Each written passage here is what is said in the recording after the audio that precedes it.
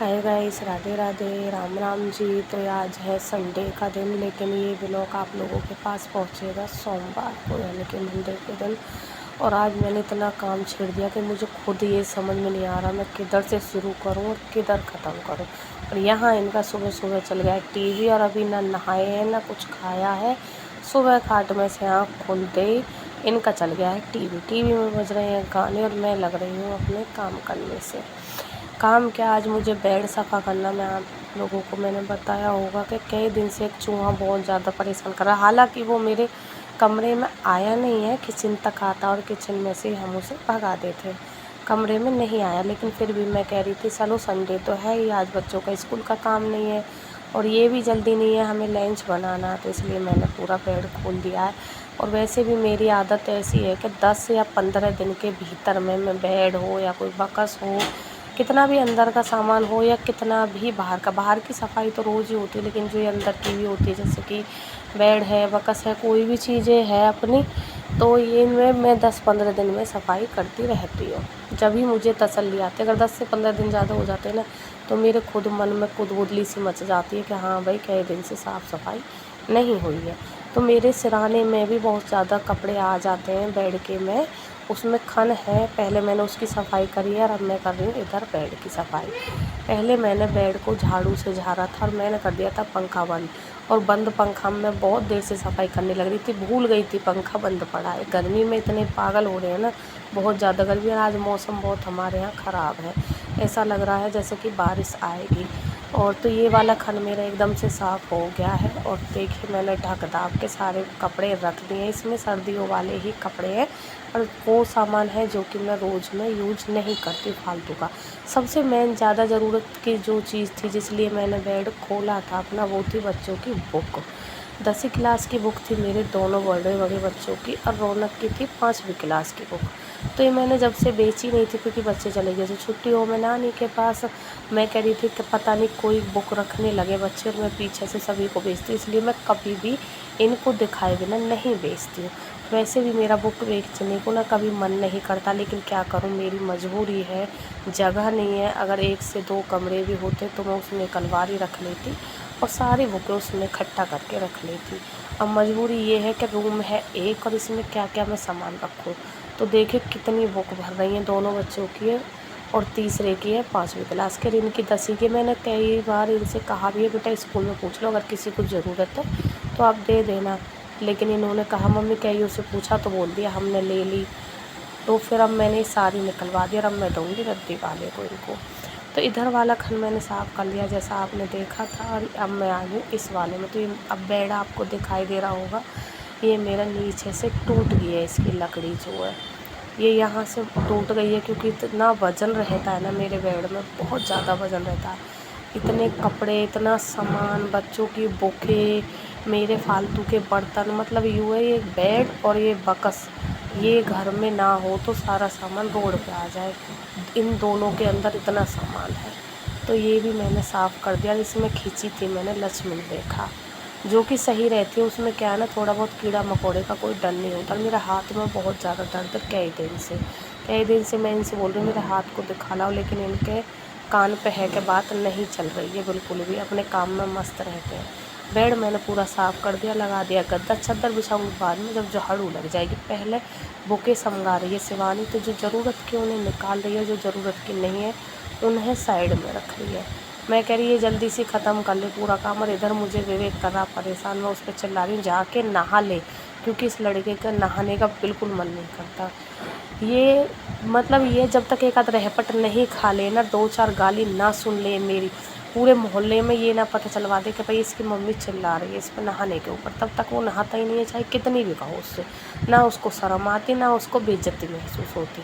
तो मैं आ गई नहा के। नहाने के बाद मेरा कमरा आप देखिए एकदम से चकाचक है। मेरी बेटी पहले नहाई थी, बेटी नहा के मंदिर गई थी, मंदिर से आकर घर में पूजा की थी। और ये सारे गुलदस्ते आपको तस्वीर वगैरह दिख रही है, आज पोंछ के रखे, ये भी मैंने धो के रखे हैं।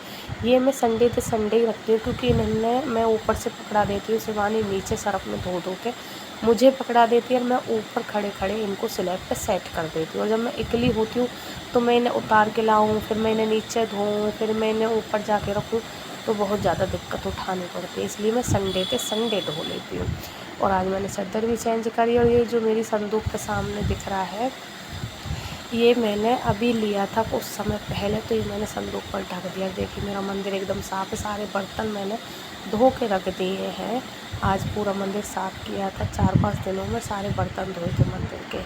तो अब चलती हूँ मैं किचन में बना लेते हैं खाना पीना, क्योंकि अभी मैं नहा के आई थी तो खाना बनाना ही है। खाना बनाने के बाद में, खाने के बाद में फिर मुझे लगानी है मशीन। और देखिए ये अलमारी मैंने सुबह ही सेट करी थी, जो आप लोगों को नहीं दिखा पाई थी। अभी मैंने इस कुछ काम से खोली है तो मुझे याद आया है। अलमारी की पूरी पिन्नी मैंने नीचे उतार के साफ़ करके कपड़े से पोंछ के तब लगाई है, और सारे कपड़ों की रख दी तह बना के। थोड़े से ही कपड़े अलमारी में, क्योंकि सारे कपड़े इकट्ठे हो रहे हैं मशीन में। मशीन लग रही है मेरी सही 1 हफ्ते में। रोज़ कपड़े हाथ से भी धुलते रहते थे, जो आप देखते होंगे ब्लॉग में। और जो फालतू का ज़्यादा कपड़ा रहता है वो मैं मशीन में डाल देती हूँ। मशीन में 1 हफ्ते में आज पूरी लग रही है। जब मशीन लग जाएगी और तब प्रेस होगी ना, तो सारे कपड़े इसमें रखे जाएंगे, तो अलमारी में जगह में बचे। ऊपर तक जहाँ तक चूड़ी आ रही है ना, यहाँ तक लाइनें हो जाती है ऊपर सारे कपड़ों की। तो भाई अब खाना बनाऊंगी, और खाना बनाने के बाद में थोड़ी देर आराम करूँगी, क्योंकि मैं बहुत थक गई। और थकान इतनी नहीं हो रही, सबसे ज़्यादा मैं अपने हाथ से परेशान हूँ। मेरे हाथ में बहुत ज़्यादा दर्द है। और वो तो आज लाली घर पे थी, आज संडे छुट्टी थी, तो कुछ मदद इन्होंने भी करवाई है मेरी। और जूस बना के पिया भी इन्होंने केला का, क्योंकि इनको लग रही थी भूख, और मैं चली गई थी नहाने। तो मैं वही देख रही हूँ, जग वग धो धा के सिवानी में रख दी है।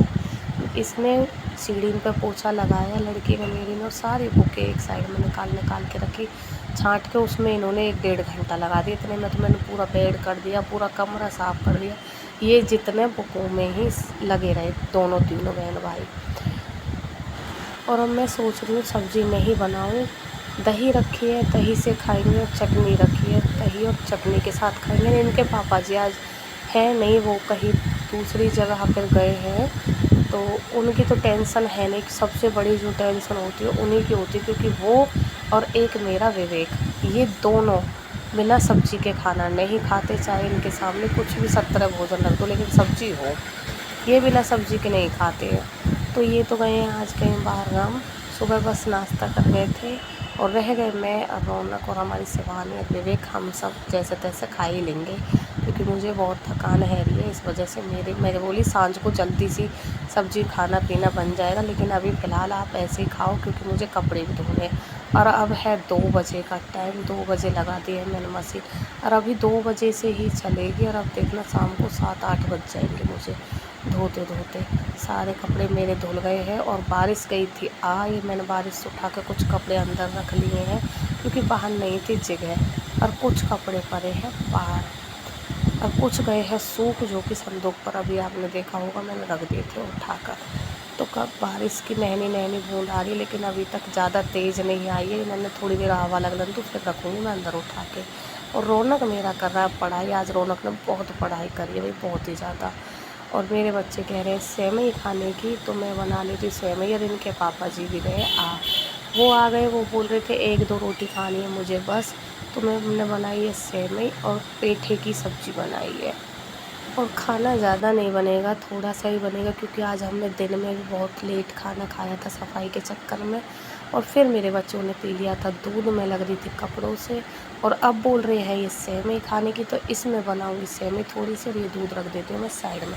दूध मेरा गर्म हो गया, थोड़ा सा आटा लगाना मुझे, सब्ज़ी मेरी बन गई, दूध भी गर्म हो गया है, सेवई बनती रहेंगी, और थोड़ा सा आटा लगा के बस बनानी है रोटी। और ये टाइम है 9 बजे का, मैं 9 बजे खाना बना रही हूँ। और आप सभी के पास ब्लॉग पहुँचेगा सोमवार को। मैंने बताया है फ़ोन में दिक्कत आ रही है, ये पक्का नहीं पता किस टाइम पहुँचेगा, 2 बजे या 4 बजे, किसी भी टाइम पहुँच सकता है। और मेरी शिवानी काट करके लिया आई है, बादाम है, और इसमें काजू है, किशमिश है। शिवानी को पता नहीं थी कैमरा चालू है, हट गई है कैमरे के सामने से। और बच्चों को इतनी बेचैनी है रही जल्दी से कब सेवई बने और हम कब खाएं। तो सेवई बन के हो गई है मेरी तैयार। और विवेक और रौनक और शिवानी तीनों बैठे हैं मेरे और पास, ले बर्तनन में।